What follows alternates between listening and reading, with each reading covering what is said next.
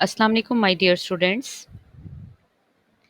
My this lecture is specially for the students who are going to appear for MDCAT exams in upcoming month, inshallah. In your MDCAT curriculum, there is one portion, logical reasoning, which has been divided into six parts. Number one, critical thinking. Number two, letter series. Number three, symbol series. Number four, logical problems. Number five, course of action. Number six, cause and effect. Logical reasoning बहुत से students के लिए बहुत ज़्यादा जो है वो problematic हो चुका है, but believe me it is very easy. आज इस लेक्चर में मैं आपको क्रिटिकल थिंकिंग के जो बेसिक कॉन्सेप्ट्स हैं उनसे आगाह करती हूँ। I hope so. These points, these tips, and these tricks will be really helpful for you to understand the concept of critical thinking in logical reasoning. As per the curriculum of MDCAT, logical reasoning questions evaluate the ability to analyze, evaluate, and complete arguments as they occur in ordinary language. The questions are based on short arguments which are drawn from variety of sources. Each logical reasoning question requires you to read and comprehend a short passage. This is the main important thing, that you have to read, you have to comprehend passage which has been given, or any sentence or any question which has been given. You have to read it, you have to comprehend it, and you have to sense the situation, the condition, and you have to sense out what is being asked by the examiner. Then answer one question about it. The questions are designed to assess a wide range of skills which are involved in thinking critically, with an emphasis on skills that are central to reasoning. Dear students, in the questions which are linked with the critical thinking or logical reasoning, they are based, and they in those questions actually the examiner is demanding logic and the reality based answer from your side. As per the curriculum of MDCAT, हम sample question को देखते हैं। Question number one, which is totally linked with the critical thinking. Okay, first of all, let me define the term critical thinking for you. It is a process of evaluation which uses logic. The key word over here is logic. Logic means something that is reality based, जो हकीकत है, and it is a process of evaluation which uses logic. Why? To separate truth from falsehood, reasonable from unreasonable beliefs. Okay, let me elaborate it for you. जो critical thinking आपका portion है, इसमें जितने भी questions पूछे जाते हैं student से, उसमें एग्जामिनर की डिमांड ये होती है कि आपने जो रियलिटी बेस्ड, जो हकीकत पे मुबनी आंसर है, आपने उसको चूज़ करना है। और इसकी जो सबसे इम्पॉर्टेंट टिप है आपके लिए वो ये है कि आपका आंसर आपके उस ऊपर दिए हुए क्वेश्चन में मौजूद होता है। अगर आपको पैसेज दिया गया है और नीचे 4 से 5 ऑप्शंस दिए गए हैं, तो आपका आंसर उसी पैसेज के अंदर है। और कोई भी ऐसी ऑप्शंस जो जिनमें कुछ ऐसे पॉइंट्स लिखे गए हैं जो उस पैराग्राफ में नहीं शामिल, उस पैसेज में नहीं शामिल, just cancel them out, they are not linked with your answer. आपने आंसर वही चूज करना है जिसका कोई भी कीवर्ड आपको आपके दिए हुए पैसेज में मिलता है। अगर इसका सैम्पल क्वेश्चन, हम इसके सैम्पल क्वेश्चन को देखते हैं कि what examiner is telling us, how we can read the question and how we can analyze the answer. Look here. First of all, you're going to read the given passage or given question or given sentences. Then you have to decide whether these three statements or the four statements, they are linked with the asked question or not. उसमें एक option होती है true, बात ठीक है, probably true, या insufficient data to say true or false, या probably false or totally false, and it based purely on the information in the text. देखें, आपके एमडी कैट के सिलेबस में ये बात लिखी गई है कि आपका जो आंसर है, जो आपसे आंसर डिमांड किया जा रहा है, it is totally based, purely 100% purely on the information which has been given in the text. तो आप अपने अपने आप से, अपने माइंड से, खुद से उसमें कुछ भी इन्फर नहीं कर सकते. You have to look at the information which has been given in the text, in the question which the examiner is asking from you. Okay, I have taken this example from your curriculum of MDCAT. Ahmed's company has been successful for the past 5 years. Reported profits have been rising each year, with 2018 being the strongest year yet. To, to celebrate, Ahmed treated his staff to a meal at a 5-star restaurant in the city. अब आपने options पे फौरन से नहीं चले जाना. आपने question पढ़ा है, आपने अपने आप से, अपने माइंड में ये बात डिस्कस करनी है, आपने खुद को ये बात बतानी है कि एग्जामिनर मुझसे क्या पूछ रहा है. Look at the question once again. Ahmed's company has been successful for the past 5 years. ये सेंटेंस मुझे ये बता रहा है कि अहमद की जो कंपनी है वो पिछले 5 सालों से सक्सेसफुल जा रही है. ठीक है. Reported profits have been rising each year. और इस कंपनी के जितने भी प्रॉफिट्स हमें बताए गए हैं, हमारे नोटिस में लाए गए हैं, वो हर साल बढ़ते ही चले जा रहे हैं. और उन सारे प्रॉफिट्स में जो 2018 का प्रॉफिट था, it has been the strongest year yet. ये बात हमें बता रही है कि 2018 में जो प्रॉफिट गेन हुआ था अहमद की कंपनी को, वो बहुत ज़्यादा था. इस बात को सेलिब्रेट करने के लिए तो देखें, टू सेलिब्रेट लिंक्ड है किसके साथ, उसके 2018 के साल की सक्सेस के साथ. To celebrate, Ahmed treated his staff to a meal at 5-स्टार रेस्टोरेंट इन द सिटी.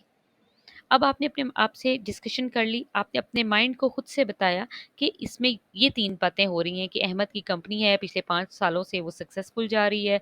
जो प्रॉफिट हमें बताया गया है, जो रिपोर्ट किया गया, उसमें ये था कि हर साल प्रॉफिट बढ़ता जा रहा है और 2018 का प्रॉफिट जो है वो बाकी तमाम सालों को क्रॉस करता है क्योंकि वो बहुत ज़्यादा था. और इसके उसको सेलिब्रेट करने के लिए उसने अपने कोलीग्स को 5-स्टार रेस्टोरेंट पे पार्टी दी. ठीक है. अब आपने उसके बाद जो आपको ऑप्शंस दी गई हैं जिसमें से आपने एक चूज करनी है, आप उसकी तरफ जाएंगे. Let's see. Ahmed is rich, इसका तो कहीं जिक्र नहीं हुआ. हम तो अहमद की कंपनी के बारे में बात कर रहे हैं. हम तो ये देख रहे हैं कि कंपनी 5 सालों से प्रॉफिट ले रही है. हम ये देख रहे हैं कि 2018 में प्रॉफिट सबसे ज़्यादा था. तो कहीं नहीं बताया गया कि अहमद का फाइनेंशियल स्टेटस क्या था. So we are going to cut it off. It's not the right answer. Let's look at the second one. Ahmed staff are happy. ये इस बात का तो कहीं जिक्र नहीं किया गया. बात तो प्रॉफिट की हो रही है, बात तो शेयर्स की हो रही है, बात तो पार्टी की हो रही है. So again we are going to cross it out. Number third option को देखिए. Ahmed's company performed well in 2017. somehow these answers look similar to the given text. वो कैसे? देखें, 2018 का प्रॉफिट सबसे ज़्यादा था, तो इसका मतलब कि उससे पिछले साल में भी बहुत अच्छी प्रोग्रेस दिखाई होगी ना, तभी तो कंपनी ने प्लस में, मतलब मे बी अगर +10 मार्क्स उसके जो थे वो 2017 में थे, तो +15 जो है वो हो गए होंगे 2018 में, 2018 में. तो हमारा जो आंसर है, इसके अलावा हमें कोई ऑप्शन ही नहीं दी एग्जामिनर ने हमें तो 3 ऑप्शंस दी गई हैं. So we are going to choose the third one. As per the rules, जो मैंने आपको ऊपर रूल्स बताए वो ये थे कि it is a process of evaluation which uses logic and which is purely based on the information which is given in the text. जब 3 ऑप्शंस में 2 ऑप्शंस आपके टेक्स्ट में मौजूद नहीं हैं, तो you are going to check whether which which option is little bit present, which is giving a little sense in the asked question. तो यहाँ पे आपका आंसर जो पॉइंट नंबर 3 है, this is the right answer. I am having one more example for you. Example number 2 is this. A weapon smuggling incident recently took place in country Y. We all know that Y is a closed society. So Y's government must have known about the weapons. Which of the following is an assumption that would make the conclusion above logically correct? Stop here. यहीं पे रुक जाए. Think on it. एक दफ़ा पढ़ा है, आपको बिल्कुल समझ नहीं आएगा। Stop here and read it again.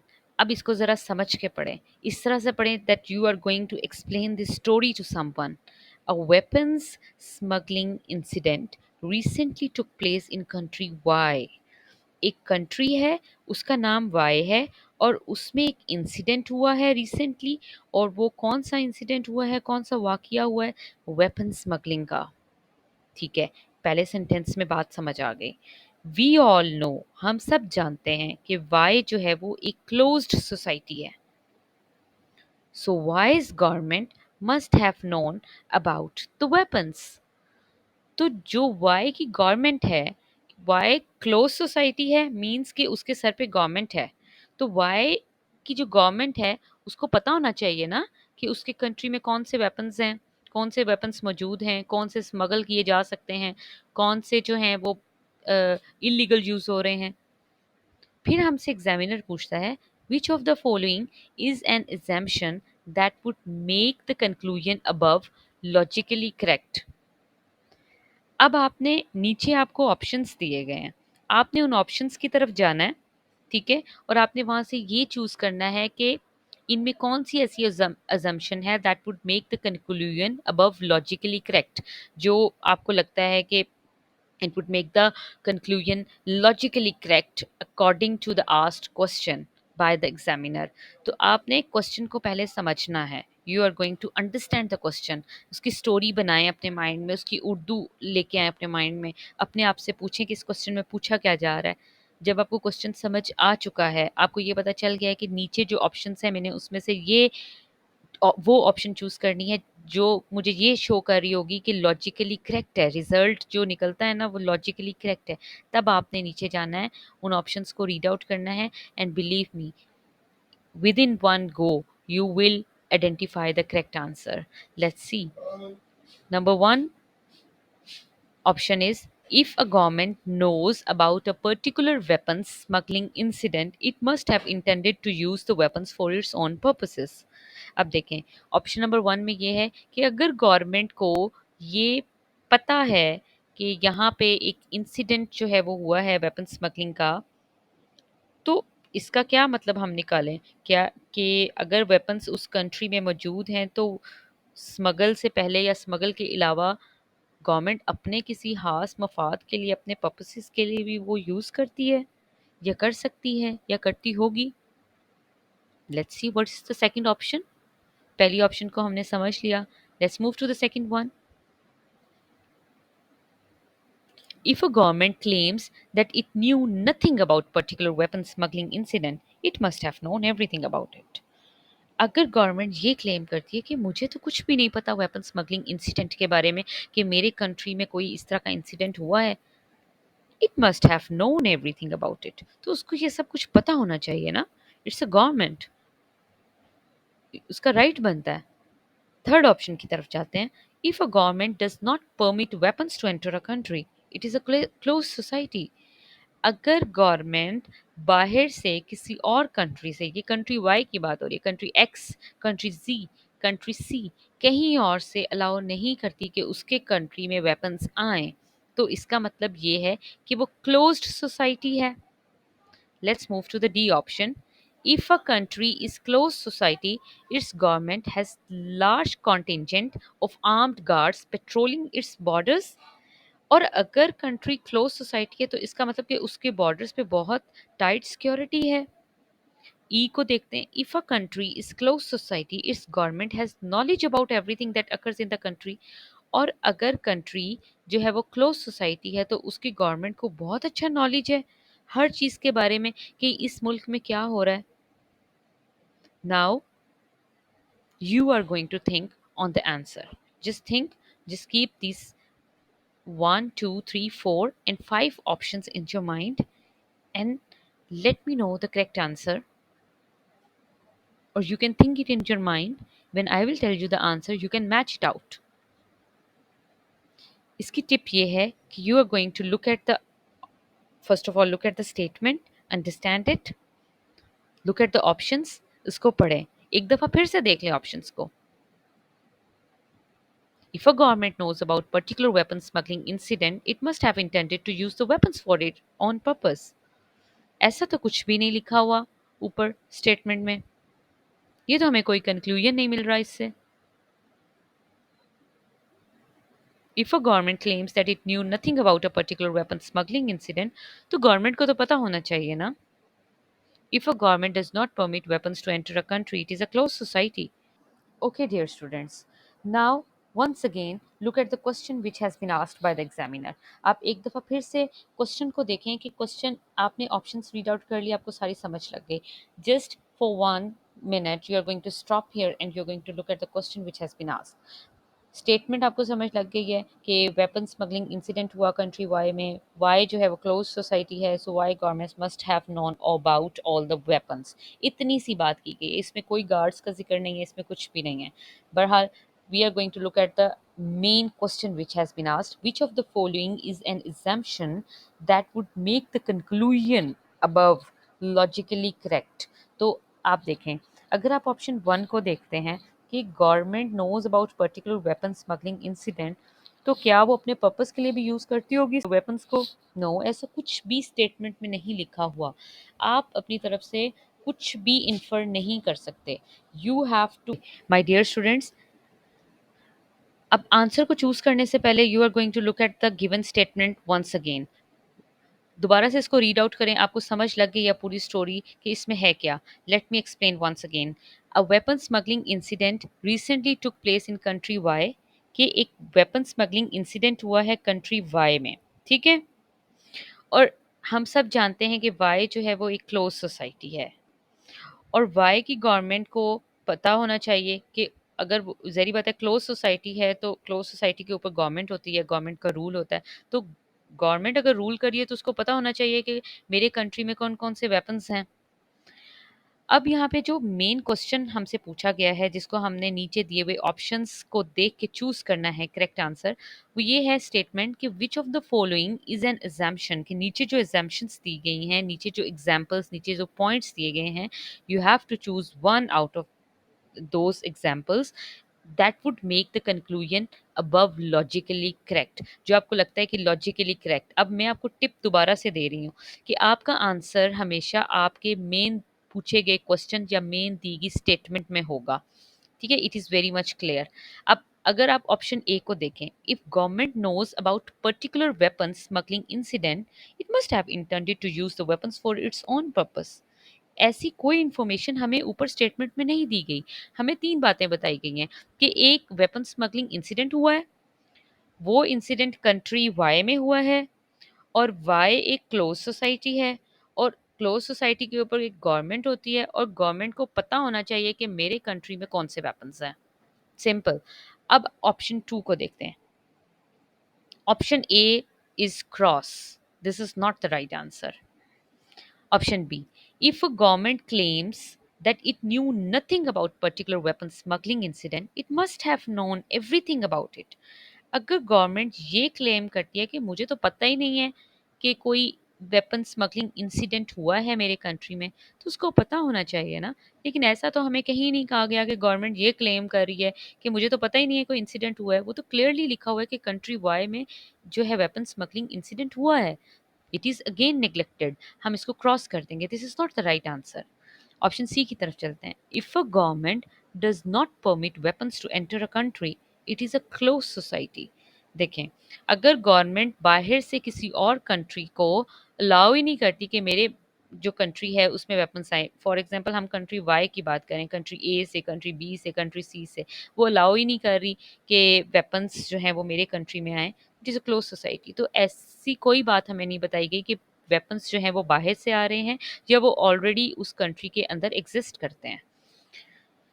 So this is again a cross. If a country is closed society, its government has large contingent of armed guards patrolling its borders. तो borders का कहीं भी जिक्र नहीं किया गया. हमें सिंपल बता दिया गया है कि वो क्लोज सोसाइटी है, उसके सर पे गवर्नमेंट है, और गवर्नमेंट है तो गवर्नमेंट को अपनी कंट्री के बारे में हर बात पता होनी चाहिए. सिंपल. हमें ये इन्फॉर्मेशन प्रोवाइड की गई है. हमें तो कहीं नहीं कहा गया कि कौन से गार्ड्स हैं या उसके बॉर्डर्स जो हैं वहाँ पे गार्ड्स की पेट्रोलिंग है, वहाँ पे गार्ड्स की ड्यूटी है. Nothing at all. So this is again a big cross. Let's look at the last option, और हमारे पास लास्ट ऑप्शन ही बचता है, बट हम उसको देखते हैं क्या वो लॉजिकली करेक्ट है या नहीं।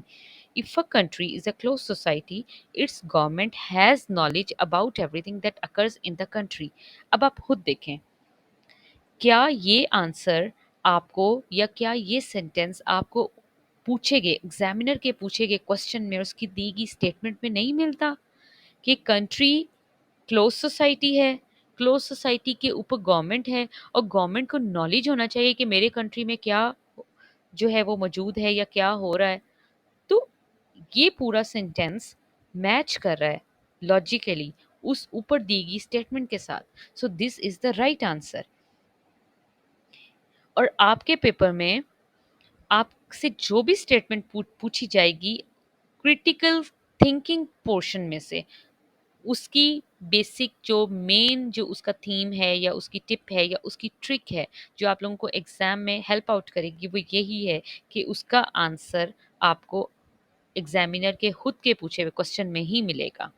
आई होप सो यहाँ पे आपका क्रिटिकल थिंकिंग का जो एक जो आपको प्रॉब्लम फील हो रही थी वो रिजॉल्व हो चुकी होगी। This is not a difficult task, this is very easy. Logic का मतलब होता है रियलिटी, और रियलिटी बेस्ड आपने आंसर देना है, और रियलिटी आप कहाँ से लेके आएंगे, आप उसी स्टेटमेंट में से लेके आएंगे जो आपसे पूछी गई है। It's very easy. इसी को मज़ीद अगर एक्सप्लेन मैं करूँ फॉर योर ईज़, तो मैं एक और एग्जांपल लेती हूँ। An electric power company gained greater profits and provided electricity to consumers at lower rates per unit of electricity by building larger capacity, more efficient plants, and by stimulating greater use of electricity within its area. To continue these financial trends, the company planned to replace an old plant by a plant with triple the capacity of its largest plant. अब आप लोगों ने इतनी बड़ी statement पढ़नी है and you will get confuse, और फ़ौरन से आपने इसकी जो नीचे दिए गए 4 to 5 ऑप्शंस होंगे, आपने उसमें जंप करना है and you will get puzzled, you will get confused कि हम कौन से ऑप्शन को चूज़ करें। My dear students, you are not going to do this thing. First of all, you are going to understand. आपने खुद से डिस्कस करना है। आप जो लिखी हुई स्टेटमेंट आएगी उसको उर्दू में फ़ौरन से कन्वर्ट कर लें। Just look at the sense of that statement कि इसमें क्या कहा जा रहा है, अपने आप को कहानी सुना दें। एन इलेक्ट्रिक पावर कंपनी, अब बात हो रही है इलेक्ट्रिक पावर कंपनी की। इट गेन्ड ग्रेटर प्रॉफिट्स, उसको क्या मिले हैं, प्रॉफिट्स मिले हैं। और उसने क्या किया है कंपनी ने, इट प्रोवाइडेड इलेक्ट्रिसिटी, किसको प्रोवाइड की है, कंज्यूमर्स को प्रोवाइड की है। कैसे प्रोवाइड की है, lower rates per unit of electricity पे प्रोवाइड की है। और क्या किया है उसके अलावा, by building larger capacity more efficient plants, के एक इलेक्ट्रिक पावर कंपनी है, ठीक है, उसको प्रॉफिट्स मिले हैं, प्रॉफिट्स मिले हैं। तो उसने क्या किया, उसने इलेक्ट्रिसिटी प्रोवाइड की अपने कंज्यूमर्स को। किस तरह से प्रोवाइड की उनको, कि जो एनर्जी का जो पर यूनिट जो रेट होता है उसको उसने कम कर दिया। अब रेट कैसे कम किया, कि बहुत ज़्यादा लार्जर कैपेसिटी के एफिशिएंट प्लांट्स बना दिए। जब बहुत ज़्यादा प्लांट्स की तादाद हो गई तो इलेक्ट्रिसिटी तो एज़ पर उनकी नीड बहुत अच्छी प्रोड्यूस हो रही थी, तो उन्होंने क्या किया, रेट कम कर दिया और कंज्यूमर्स भी हैप्पी हो गए। अब आगे के देखते हैं। एंड दूसरा कुछ और भी किया, एक तो एफिशिएंट प्लांट्स लगाए, फिर by stimulating greater use of electricity within that particular area. और वहाँ पे स्टिमुलेट किया किसको, इलेक्ट्रिसिटी के ज़्यादा यूज़ को उस पर्टिकुलर एरिया में। तो ये एक इलेक्ट्रिक पावर कंपनी ने दो काम किए, कि जब उसको प्रॉफिट्स मिले तो उसने ज़्यादा प्लांट्स लगा दिए जो कि एफिशिएंटली काम करने लग गए, और उस एक पर्टिकुलर एरिया में जो है इलेक्ट्रिसिटी का यूज़ भी बढ़ा दिया। To continue these financial trends the company plan, अब ये उनके फाइनेंशियल ट्रेंड्स चल रहे थे कि उनको प्रॉफिट मिलता जा रहा था, वो कंज्यूमर्स को lower rate per unit electricity provide कर रहे थे, वो एफिशिएंट प्लांट्स लगा रहे थे, वो स्टिमुलेट कर रहे थे कि वहाँ पे इलेक्ट्रिसिटी जो है वो यूज़ की जाए, ठीक है, उस पर्टिकुलर एरिया में। अब इन्हीं फाइनेंशियल ट्रेंड्स को कंटिन्यू करते हुए कंपनी ने सोचा कि मैं अपना एक ओल्ड प्लांट जो है उसको रिप्लेस करूँगा न्यू प्लांट के साथ, लेकिन जो उसकी न्यू प्लांट की कैपेसिटी होगी ना वो 3 टाइम्स ग्रेटर होगी मेरे सबसे लार्जेस्ट प्लांट के बनिस्बत, उसको वो ट्रिपल कर देगा। ठीक है, अब इतनी सी बात। अब आप अपने आप से वहीं पे बैठे हुए एग्जाम में पूछें कि इसमें क्या क्या पूछा गया है। जैसे मैंने आपको बार बार रिकॉल किया, कि रिकॉल करवाया कि इसमें ये पूछा गया है, इसमें ये सबसे पहले तो आपको बताया गया है और फिर पूछा गया है। बताया क्या गया है? कंपनी के ग्रेटर प्रॉफिट्स, कंपनी का लोअर रेट पर यूनिट पे इलेक्ट्रिसिटी का प्रोवाइड करना, मोर एफिशिएंट प्लांट्स लगाना, स्टिमुलेट करना ग्रेटर यूज़ ऑफ इलेक्ट्रिसिटी को, और इन्हीं ट्रेंड्स को कंटिन्यू करते हुए एक नया प्लांट लगाने का सोचना और उसकी कैपेसिटी क्या रखना, ट्रिपल कैपेसिटी रखना, 3 टाइम्स ग्रेटर कैपेसिटी रखना। अब आपको क्वेश्चन समझ लग गया, आपको स्टेटमेंट समझ आ गई है। अब आपने देखना है कि नीचे जो क्वेश्चन दिया गया है वो क्या है। द कंपनीज प्लान, अब कंपनी का प्लान क्या है, रुक जाए यहीं पे और सोचें। कंपनी का प्लान ये था कि मैं ओल्ड प्लांट को न्यू में अपडेट करूंगा, ठीक है, और क्या करना है मैंने, उसकी कैपेसिटी ट्रिपल रखनी है, ये कंपनी का प्लान है। Let's move ahead. The company's plan as described above assumed each of the following, वो कहते हैं कि नीचे आपको हमने 4 से 5 ऑप्शंस दिए हैं, वो सारी 4 से 5 ऑप्शंस मैच कर रही हैं इस स्टेटमेंट के साथ। बस एक ही ऐसी वाहिद ऑप्शन है जो मैच नहीं कर रही, एक्सेप्ट लिख दिया ना, कि कंपनी का जो प्लान है जो ऊपर मेंशन किया गया है, बाकी नीचे दी गई सारी ऑप्शंस मैच कर रही हैं एक्सेप्ट, एक्सेप्ट कि एक इनमें कोई ऐसी बात है जो मैच नहीं कर रही। जब आपने अपने आप को उर्दू में स्टोरी सुना दी थी ना, अब आपके लिए इसका आंसर जज करना बहुत ईजी हो गया है। Let's look at the first option. Demand for electricity with in the company area of service would increase in the future. देखें, उन्होंने उस stimulating greater use of electricity within that area, ये बात ऊपर mention की है ना, so this is the answer, ये प्लान मेंशन कर दिया गया है। ये आंसर हमारा मतलब जो ए है, इट हैज़ बीन मेंशन्ड, हमने वो ऑप्शन चूज कर लिया जो ऊपर मेंशन नहीं की गई, तो ये आपकी ऑप्शन मेंशन कर दी गई है। This is not the answer. अब आते हैं बी की तरफ। Expenses would not rise beyond the level that would be compensated for by efficiency और वॉल्यूम ऑफ ऑपरेशन और बहुत। वो कहते हैं कि जो एक्सपेंसेस हैं, जो आपके उनके जो कंपनी के जो अखराजात होंगे, it would not rise beyond the level, वो एक लेवल को क्रॉस नहीं करेंगे, उनको वो जिससे वो कंपनसेट करें कि हमें एफिशिएंसी कम रखनी चाहिए, हम अब मतलब हमारा अब जो खर्चा आएगा वो बहुत ज़्यादा आएगा, तो क्यों ना हम एफिशिएंसी को थोड़ा सा कम कर देते हैं। नहीं, कंपनी ने जो प्लान पेश किया है वो ये किया है कि हम एफिशिएंसी पे कोई भी कॉम्प्रोमाइज़ नहीं करेंगे, ठीक है, तो ये भी ऊपर मेंशन की गई है बात। This is not the right answer. तो अब आप क्या करेंगे, आप मूव करेंगे, आप सी ऑप्शन की तरफ आएंगे। द द प्लांट प्लांट कौन सा है, ओल्ड प्लांट है ना जिसको अपडेट करना है न्यू में।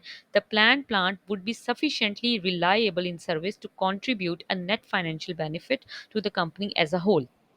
वो कहते हैं कि जो हमने प्लान किया है, हम प्लांट जो लगाएंगे वो सफिशिएंटली रिलायबल होगा और वो कंट्रीब्यूट करेगा, नेट फाइनेंशियल बेनिफिट देगा कंपनी को। ज़ाहिर बात है, कंपनी हर साल प्रॉफिट गेन कर रही है, तो वो नया जब ओल्ड को अपडेट करके नया बनाएंगे तो वो भी तो उनको प्रॉफिट देगा ना। तो ये बात तो ऊपर मेंशन कर दी गई है, so this is again not the right answer. आप क्या करेंगे, आप नेक्स्ट ऑप्शन की तरफ, फोर्थ वन की तरफ मूव ऑन करेंगे। Safety measures to be instituted for the new plant would be the same as those for the plant it would replace। देखें, अब सेफ्टी मेजर्स की वैसे ऊपर कहीं भी बात नहीं की गई, सेफ्टी मेजर्स का तो जिक्र भी नहीं आया कि न्यू प्लांट बनाने के लिए हमें सेफ्टी मेजर्स जो हैं वो अपने उसमें प्लान लिस्ट में रखने पड़ेंगे, ऐसा तो कुछ भी जिक्र ही नहीं किया गया। एनी हाउ हम इसको पेंडिंग पे रखते हैं, हम देखते हैं कि लास्ट लास्ट जो ऑप्शन है वो क्या है।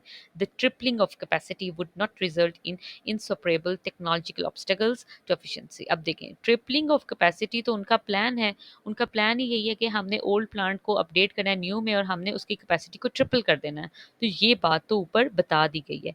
तो ओवरव्यू लें कि कौन सी ऐसी ऑप्शन थी जो नहीं है, ऊपर सेफ्टी मेजर्स का जिक्र तक नहीं किया गया। So D, D I am going to highlight it, D is the right answer, ये आपका आंसर है। अब आप मुझे खुद बताएं, आपको जो मैंने टिप बताई वो ये बताई कि आपका आंसर आपकी दी गई ऊपर एग्जामिनर की पूछी गई स्टेटमेंट में होता है।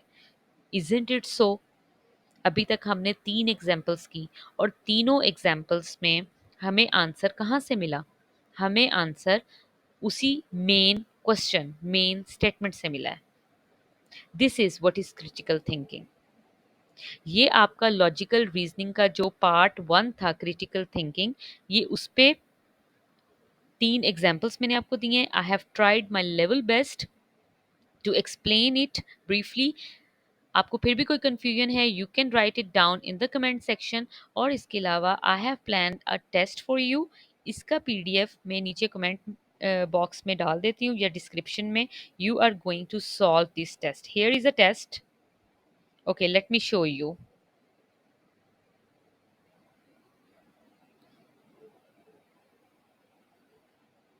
Okay, here comes the test.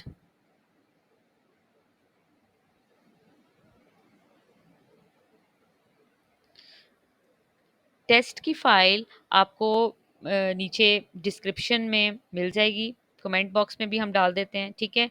You are going to read all the questions. You are going to think on them critically, और आपने इसको सॉल्व करके मुझे आंसर्स ज़रूर बताने हैं. Even you can right the question number, ठीक है. कमेंट सेक्शन में आप क्वेश्चन नंबर लिखें 1, और जो भी आपको आंसर लगता है A B C D, you can write that answer. इसी तरह से क्वेश्चन नंबर 2 को देखें.